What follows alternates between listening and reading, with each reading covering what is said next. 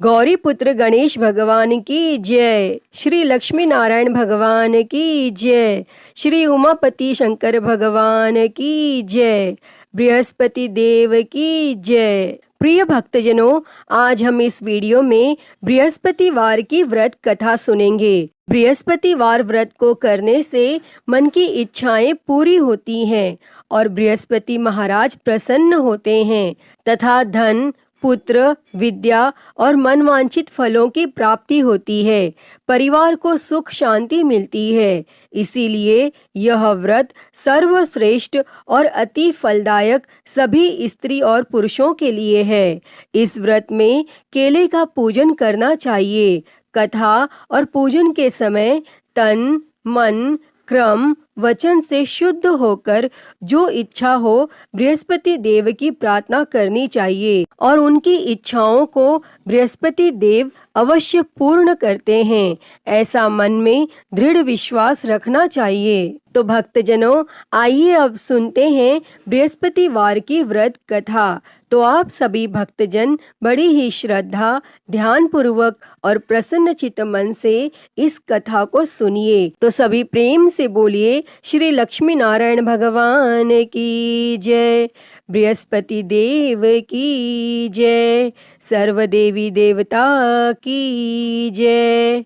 भारतवर्ष में एक राजा राज्य करता था। वह बड़ा प्रतापी और दानी था। वह नित्य गरीबों और ब्राह्मणों की सहायता करता था, लेकिन यह बात उसकी रानी को अच्छी नहीं लगती थी। वह ना ही गरीबों को दान देती और ना ही भगवान का पूजन करती थी और राजा को भी दान देने से मना किया करती थी। एक दिन राजा शिकार खेलने वन को गए हुए थे तो रानी महल में अकेली थी। उसी समय बृहस्पति देव साधु वेश में राजा के महल में भिक्षा के लिए गए और भिक्षा मांगी। तब रानी ने भिक्षा देने से इनकार किया और कहा, हे साधु महाराज, मैं तो दान पुण्य से तंग आ गई हूँ। मेरा पति सारा धन लुटाता रहता है। मेरी इच्छा है कि हमारा धन नष्ट हो जाए, फिर न रहेगा बांस,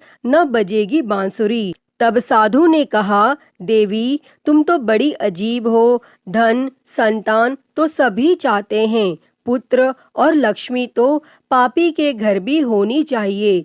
यदि तुम्हारे पास अधिक धन है तो भूखों को भोजन दो, प्यासों के लिए प्याऊ बनवाओ, मुसाफिरों के लिए धर्मशालाएं खुलवाओ और निर्धन अपनी कुंवारी कन्याओं का विवाह नहीं कर सकते, उनका विवाह करा दो। ऐसे कई और काम हैं जिनको करने से तुम्हारा यश लोक परलोक में फैलेगा। परंतु रानी पर उपदेश का कोई प्रभाव न पड़ा। वह बोली, महाराज, आप मुझे कुछ न समझाएं। मैं ऐसा धन नहीं चाहती जो हर जगह बांटती फिरूं। तब साधु ने उत्तर दिया, यदि तुम्हारी ऐसी इच्छा है तो तथास्तु। तुम ऐसा करना कि बृहस्पतिवार को घर लीप कर पीली मिट्टी से अपना सिर धोकर स्नान करना, भट्टी चढ़ाकर कपड़े धोना। ऐसा करने से आपका सारा धन नष्ट हो जाएगा। और इतना कहकर वह साधु महाराज वहां से आलोप हो गए। तब साधु के अनुसार कही बातों को पूरा करते हुए रानी को केवल 3 बृहस्पतिवार ही बीते थे कि उसकी समस्त धन संपत्ति नष्ट हो गई और भोजन के लिए राजा का परिवार तरसने लगा। तब एक दिन राजा ने रानी से बोला कि हे रानी, तुम यहीं रहो, मैं दूसरे देश को जाता हूँ, क्योंकि यहाँ पर सभी लोग मुझे जानते हैं, इसीलिए मैं कोई छोटा कार्य नहीं कर सकता। तब ऐसा कहकर राजा परदेश चला गया और वहाँ वह जंगल से लकड़ी काटकर लाता और शहर में बेचता और इस तरह वह अपना जीवन व्यतीत करने लगा। इधर राजा के परदेश जाते ही रानी और दासी दुखी रहने लगे। एक बार जब रानी और दासी को 7 दिन तक बिना भोजन के रहना पड़ा तो रानी ने अपनी दासी से कहा, हे दासी, पास ही के नगर में मेरी बहन रहती है, वह बड़ी धनवान है, तू उसके पास जा और कुछ ले आ ताकि थोड़ी बहुत गुजर बसर हो जाए। तब दासी रानी की बहन के पास गई और उस दिन गुरुवार था और रानी की बहन उस समय बृहस्पतिवार व्रत की कथा सुन रही थी। तब दासी ने रानी की बहन को अपनी रानी का संदेश दिया, लेकिन रानी की बड़ी बहन ने कोई उत्तर नहीं दिया। और जब दासी को रानी की बहन से कोई उत्तर नहीं मिला तो वह बहुत दुखी हुई और उसे क्रोध भी आया और दासी ने वापस आकर रानी को सारी बात बता दी। तब सुनकर रानी ने अपने भाग्य को कोसा और उधर रानी की बहन ने सोचा कि मेरी बहन की दासी आई थी, परंतु मैं उससे नहीं बोली और इससे वह बहुत दुखी हुई होगी। और वह कथा सुनकर और पूजन समाप्त करके अपनी बहन के घर आई और कहने लगी, मैं बृहस्पतिवार का व्रत कर रही थी, तुम्हारी दासी मेरे घर आई थी, परंतु जब तक कथा होती है तब तक न तो उठते हैं और न ही बोलते हैं, इसीलिए मैं नहीं बोली। कहो दासी क्यों गई थी? तब रानी बोली, बहन तुमसे क्या छिपाऊं, हमारे घर में खाने तक को अनाज नहीं था। और ऐसा कहते कहते रानी की आंखें भर आई। उसने दासी समेत पिछले 7 दिनों में भूखे रहने तक की बात अपनी बहन को विस्तार पूर्वक सुना दी। तब रानी की बहन बोली, देखो बहन, भगवान बृहस्पति देव सबकी मनोकामना को पूर्ण करते हैं। देखो शायद तुम्हारे घर में अनाज रखा हो। पहले तो रानी को विश्वास नहीं हुआ, पर बहन के आग्रह करने पर उसने अपनी दासी को अंदर भेजा तो उसे सचमुच अनाज से भरा एक घड़ा मिल गया और यह देखकर दासी को बड़ी हैरानी हुई। तब दासी रानी से कहने लगी, हे रानी, जब हमको भोजन नहीं मिलता तो हम व्रत ही तो करते हैं, इसीलिए क्यों न इनसे व्रत और कथा की विधि पूछ ली जाए ताकि हम भी व्रत कर सकें। और तब रानी ने अपनी बहन से बृहस्पतिवार व्रत के बारे में पूछा। तब उसकी बहन ने बताया, बृहस्पतिवार के व्रत में चने की दाल और मुनक्का से विष्णु भगवान का केले की जड़ में पूजन करें तथा दीपक जलाएं, व्रत कथा सुनें और पीला भोजन ही करें, इससे बृहस्पति देव प्रसन्न होते हैं। व्रत और पूजन विधि बताकर रानी की बहन अपने घर को लौट गई और 7 दिन के बाद जब गुरुवार आया तो रानी और दासी ने व्रत रखा। गुड़साल में जाकर चना और गुड़ लेकर आई, फिर उससे केले की जड़ तथा विष्णु भगवान का पूजन किया। और अब पीला भोजन कहाँ से आए, इस बात को लेकर दोनों बहुत दुखी थी। चूंकि उन्होंने व्रत रखा था, इसीलिए बृहस्पति देव उनसे प्रसन्न थे। इसीलिए वे एक साधारण व्यक्ति का रूप धारण कर 2 थालों में सुंदर पीला भोजन दासी को दे गए। और तब भोजन पाकर दासी प्रसन्न हुई और फिर रानी के साथ मिलकर भोजन ग्रहण किया और उसके बाद वे सभी गुरुवार को व्रत और पूजन करने लगी। बृहस्पति भगवान की कृपा से उनके पास फिर से धन संपत्ति आ गई, परंतु रानी फिर से पहले की तरह आलस्य करने लगी। तब दासी बोली, देखो रानी, तुम पहले भी इस प्रकार आलस्य करती थी, तुम्हें धन रखने में कष्ट होता था और इस कारण सब धन नष्ट हो गया। और अब जब भगवान बृहस्पति की कृपा से धन मिला है तो तुम्हें फिर से आलस्य होता है। और रानी को समझाते हुए दासी कहती है कि बड़ी मुसीबतों के बाद हमने यह धन पाया है, इसीलिए हमें दान पुण्य करना चाहिए, भूखे मनुष्यों को भोजन कराना चाहिए और धन को शुभ कार्यों में खर्च करना चाहिए, जिससे तुम्हारे कुल का यश बढ़ेगा, स्वर्ग की प्राप्ति होगी और पितर प्रसन्न होंगे। और तब दासी की बात मानकर रानी अपना धन शुभ कार्यों में खर्च करने लगी, जिससे पूरे नगर में उसका यश फैलने लगा। और बृहस्पतिवार व्रत कथा के बाद श्रद्धा के साथ आरती की जानी चाहिए। इसके बाद प्रसाद बांटकर उसे ग्रहण करना चाहिए। और यहाँ एक दिन राजा दुखी होकर जंगल में एक पेड़ के नीचे आसन जमाकर बैठ गया। वह अपनी दशा को याद करके व्याकुल होने लगा और बृहस्पतिवार का दिन था। एकाएक उसने देखा कि निर्जन वन में एक साधु प्रकट हुए और वह साधु वेश में स्वयं बृहस्पति देवता थे। लकड़हारे के सामने आकर बोले, हे लकड़हारे, इस सुनसान जंगल में तू चिंता मग्न क्यों बैठा है?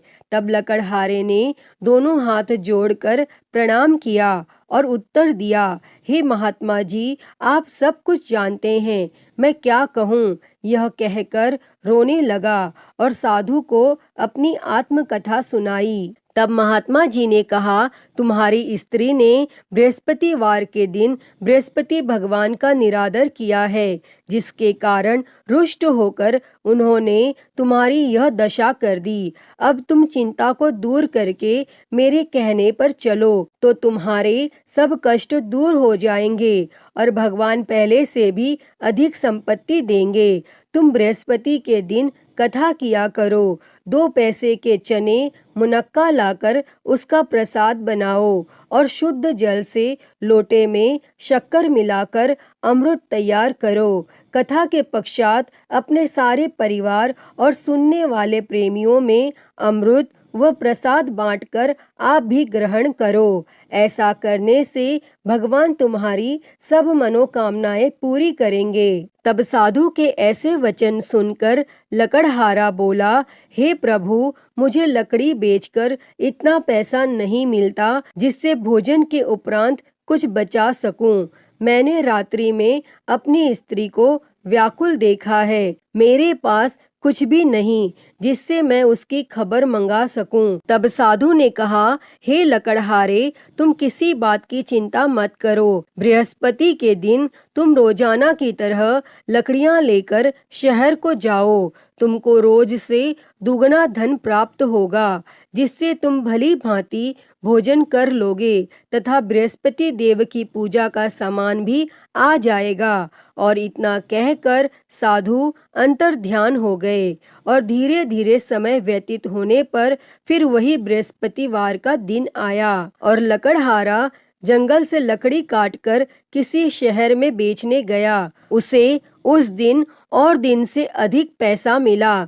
तब राजा ने चना गुड़ आदि लाकर गुरुवार का व्रत किया और उस दिन से उसके सभी क्लेश दूर हो गए। परंतु जब दोबारा गुरुवार का दिन आया तो बृहस्पतिवार का व्रत करना वह भूल गया। इस कारण बृहस्पति भगवान नाराज हो गए और उस दिन उस नगर के राजा ने विशाल यज्ञ का आयोजन किया तथा शहर में यह घोषणा करा दी कि कोई भी मनुष्य अपने घर में भोजन न बनावे और न आग जलावे। समस्त जनता मेरे यहाँ भोजन करने आवे और इस आज्ञा को जो न मानेगा उसे फांसी की सजा दी जाएगी। और इस तरह की घोषणा संपूर्ण नगर में करवा दी गई। तब राजा की आज्ञा अनुसार शहर के सभी लोग भोजन करने गए, लेकिन लकड़हारा कुछ देर से पहुंचा, इसीलिए राजा उसको अपने साथ घर लिवा ले गए और ले जाकर भोजन करा रहे थे तो रानी की दृष्टि उस खूंटी पर पड़ी जिस पर उसका हार लटका हुआ था। वह वहां पर दिखाई नहीं दिया। तब रानी ने निश्चय किया कि मेरा हार इस मनुष्य ने चुरा लिया है और उसी समय सिपाहियों को बुलाकर उसको कारागार में डलवा दिया। और जब लकड़हारा कारागार में पड़ गया और वह बहुत दुखी होकर विचार करने लगा कि न जाने कौन से पूर्व जन्म के कर्म से मुझे यह दुख प्राप्त हुआ है, और वह उसी साधु को याद करने लगा जो कि जंगल में मिले थे।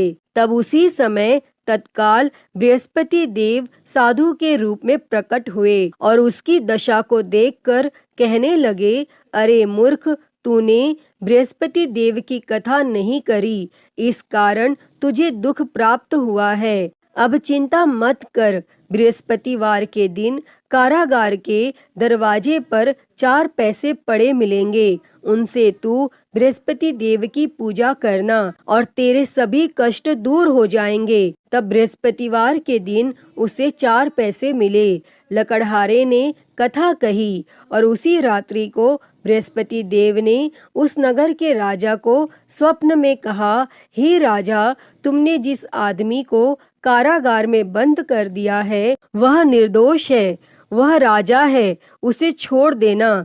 और रानी का हार उसी खूंटी पर लटका है। अगर तू ऐसा नहीं करेगा तो मैं तेरे राज्य को नष्ट कर दूंगा। और इस तरह रात्रि के स्वप्न को देखकर राजा प्रातः काल उठा और खूंटी पर हार देखकर लकड़हारे को बुलाकर क्षमा मांगी तथा लकड़हारे को योग्य सुंदर वस्त्र आभूषण देकर विदा कर दिया। और बृहस्पति देव की आज्ञा के अनुसार लकड़हारा अपने नगर को चल दिया। और जब राजा अपने नगर के निकट पहुंचा तो उसे बड़ा आश्चर्य हुआ।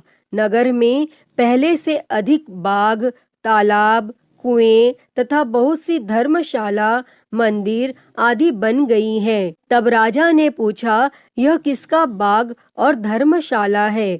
तब नगर के सब लोग कहने लगे, यह सब रानी और बांदी के हैं।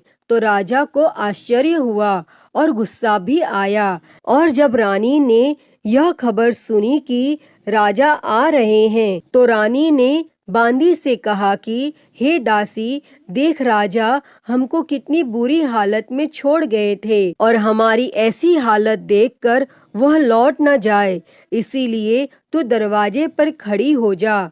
तब आज्ञा अनुसार दासी दरवाजे पर खड़ी हो गई और राजा आए तो उन्हें अपने साथ लिवा लाई। तब राजा ने क्रोध करके अपनी रानी से पूछा कि यह धन तुम्हें कैसे प्राप्त हुआ है? तब रानी ने कहा, हमें यह सब धन बृहस्पति देव के इस व्रत के प्रभाव से प्राप्त हुआ है। और फिर राजा ने निश्चय किया कि 7 रोज बाद तो सभी बृहस्पति देव का पूजन करते हैं, परंतु मैं प्रतिदिन दिन में 3 बार कहानी तथा रोज व्रत किया करूँगा। और अब हर समय राजा के दुपट्टे में चने की दाल बंधी रहती तथा दिन में 3 बार कहानी कहता। और एक रोज राजा ने विचार किया कि चलो अपनी बहन के यहाँ हो आवे। इस तरह निश्चय कर राजा घोड़े पर सवार हो अपनी बहन के यहाँ को चलने गया। मार्ग में उसने देखा कि कुछ आदमी एक मुर्दे को लिए जा रहे हैं। उन्हें रोककर राजा ने कहा, अरे भाइयों, मेरी बृहस्पति देव की कथा सुन लो। और वे बोले, लो, हमारा तो आदमी मर गया है, इसको अपनी कथा की पड़ी है। परंतु कुछ आदमी बोले, अच्छा कहो, हम तुम्हारी कथा भी सुनेंगे। तब राजा ने दाल निकाली और जब कथा आधी हुई थी कि मुर्दा हिलने लग गया। और जब कथा समाप्त हो गई तो राम राम करके मनुष्य उठकर खड़ा हो गया। और आगे मार्ग में उसे एक किसान खेत में हल चलाता मिला। तब राजा ने उसे देखकर उससे बोले, अरे भैया, तुम मेरी बृहस्पतिवार की कथा सुन लो। तब किसान बोला, जब तक मैं तेरी कथा सुनूंगा तब तक 4 हरिया जोत लूंगा। जा अपनी कथा किसी और को सुना। इस तरह राजा आगे चलने लगा और राजा के हटते ही बैल पछाड़ खाकर गिर गया तथा किसान के पेट में बड़ी जोर का दर्द होने लगा। और उस समय उसकी माँ रोटी लेकर आई। उसने जब यह देखा तो अपने पुत्र से सब हाल पूछा। तब बेटे ने सभी हाल कह दिया। तो बुढ़िया दौड़ी दौड़ी उस घुड़सवार के पास गई और उससे बोली कि मैं तेरी कथा सुनूंगी, तू अपनी कथा मेरे खेत पर चलकर ही कहना। तब राजा ने बुढ़िया के खेत पर जाकर कथा कही और जिसके सुनते ही वह बैल उठ खड़ा हुआ तथा किसान के पेट का दर्द भी बंद हो गया। और राजा अपनी बहन के घर पहुंचा और बहन ने भाई की खूब मेहमानी की। दूसरे रोज प्रातः काल राजा जगा तो वह देखने लगा कि सब लोग भोजन कर रहे हैं। तब राजा ने अपनी बहन से कहा, ऐसा कोई मनुष्य है जिसने भोजन नहीं किया हो, मेरी बृहस्पतिवार की कथा सुन ले। तब बहन बोली, हे भैया, यह देश ऐसा ही है कि पहले यहाँ लोग भोजन करते हैं, बाद में अन्य काम करते हैं। अगर कोई पड़ोस में हो तो देख आऊं। और वह ऐसा कहकर देखने चली गई, परंतु उसे कोई ऐसा व्यक्ति नहीं मिला जिसने भोजन न किया हो। अतः वह एक कुम्हार के घर गई जिसका लड़का बीमार था। उसे मालूम हुआ कि उनके यहाँ 3 रोज से किसी ने भोजन नहीं किया है। तब रानी ने अपने भाई की कथा सुनने के लिए कुम्हार से कहा और वह तैयार हो गया। तब राजा ने जाकर बृहस्पतिवार की कथा कही, जिसको सुनकर उसका लड़का ठीक हो गया और अब तो राजा की प्रशंसा होने लगी। फिर एक रोज राजा ने अपनी बहन से कहा कि हे बहन, हम अपने घर को जाएंगे, तुम भी तैयार हो जाओ। राजा की बहन ने अपनी सास से कहा। सास ने कहा, हाँ चली जा, परंतु अपने लड़कों को मत ले जाना, क्योंकि तेरे भाई की कोई औलाद नहीं है। और बहन ने अपने भैया से कहा, हे भैया, मैं तो चलूंगी, पर कोई बालक नहीं जाएगा। तब राजा बोला, जब कोई बालक नहीं चलेगा तब तुम भी क्या करोगी? और बड़े दुखी मन से राजा अपने नगर को लौट आया। और राजा ने अपनी रानी से कहा, हम निर्वंशी है, हमारा मुंह देखने का धर्म नहीं है। और फिर कुछ भोजन आदि भी नहीं किया। तब रानी बोली, हे प्रभु, बृहस्पति देव ने हमें सब कुछ दिया है, वह हमें औलाद अवश्य देंगे। और उसी रात को बृहस्पति देव ने राजा से स्वप्न में कहा, हे राजा, उठ, सभी सोच त्याग दे, तेरी रानी गर्भ से है। तब राजा को यह बात सुनकर बड़ी खुशी हुई और 9वें महीने में उसके गर्भ से एक सुंदर पुत्र पैदा हुआ। तब राजा बोला, हे रानी, स्त्री बिना भोजन के रह सकती है, पर बिना कहे नहीं रह सकती। जब मेरी बहन आवे तुम उससे कुछ कहना मत। तब रानी ने यह सुनकर हाँ कर दिया। और जब राजा की बहन ने यह शुभ समाचार सुना तो वह बहुत खुश हुई और बधाई लेकर अपने भाई के यहाँ आई। तभी रानी ने कहा, घोड़ा चढ़कर तो नहीं आई, गधा चढ़ी आई। तब राजा की बहन बोली, भाभी, मैं इस प्रकार न कहती तो तुम्हें औलाद कैसे मिलती। प्रिय भक्तजनों, बृहस्पति देव ऐसे ही हैं, जैसी जिसके मन में कामनाएं हैं सभी को पूर्ण करते हैं।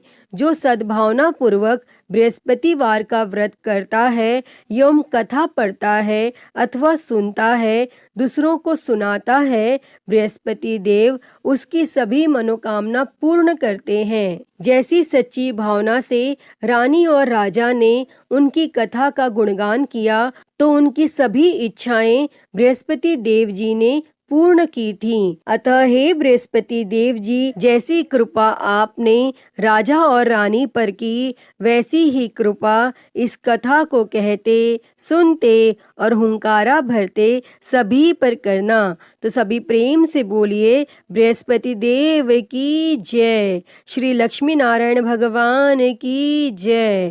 प्रिय भक्तजनों, तो मैं उम्मीद करती हूँ कि आपको आज की ये कथा पसंद आई होगी। और अगर वीडियो अच्छी लगी हो तो इसे लाइक करें, ज़्यादा से ज़्यादा शेयर करें और कमेंट बॉक्स में बृहस्पति देव जी की जय लिखना ना भूलें। और महाकाल भक्ति ज्ञान चैनल को सब्सक्राइब कर नोटिफिकेशन बेल को ज़रूर ऑन कर लें। हर हर महादेव। धन्यवाद।